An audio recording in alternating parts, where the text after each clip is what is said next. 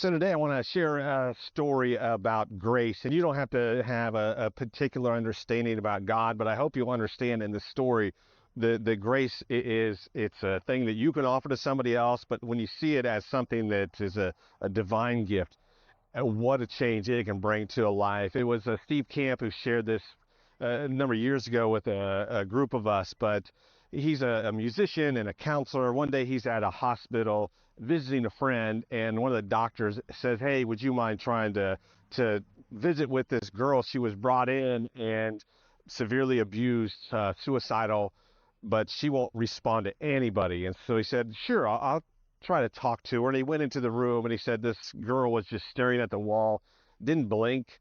He sat down and just tried to say hi. She wouldn't acknowledge him. She's staring at the wall. So he says, I didn't know what to do. And so he just told her about his life, told her about his family. Whole time she's staring at the wall, won't blink.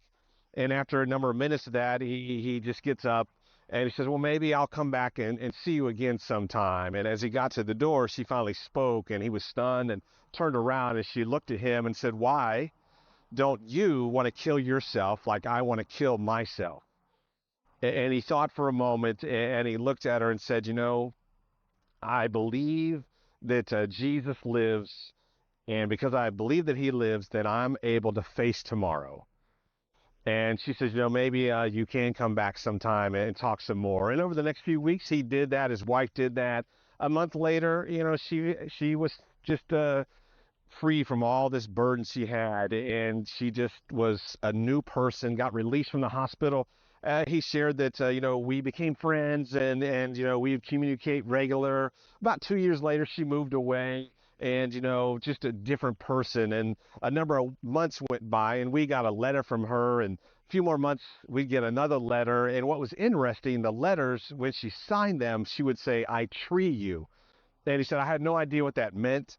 But several more months went by, a few more letters, and finally in the mail, we got an invitation to her wedding. And so we were so excited. My wife and I, he said, went to the wedding, and she's just a brand new person. And it was such a celebration. Here's this person that went through all this terrible abuse and depression, and now she's got this whole new life. And so after the wedding, we hugged and so excited and just congratulations. He said, "I do have a question though. We love your letters, but I don't understand. What do you mean at the end when you sign it, I tree you?" And she said, "Steve, a lot of people use the word love. I've heard people say I love you my entire life, but some of those people did the worst things to me. So I don't know that I can understand that word. But when I look at a tree, that just amazes me. So I relate to trees, and that's why I say I tree you instead of I love you." And she said, "Are there any trees that have significance in the scriptures that you always talk about?" And he says, "You know what? There is a life-changing tree in the Bible, and it's there that Jesus died and offered himself that we might have a new life. And so I hope that you'll embrace that." And just a real change happened in her life, his life too. Just the amount of grace that we're offered every day, the amount of grace that we can offer. Just never, ever underestimate the difference that makes in your life, my life, everybody's life around us, and what a gift we can give when we bring that grace and offer it to another person.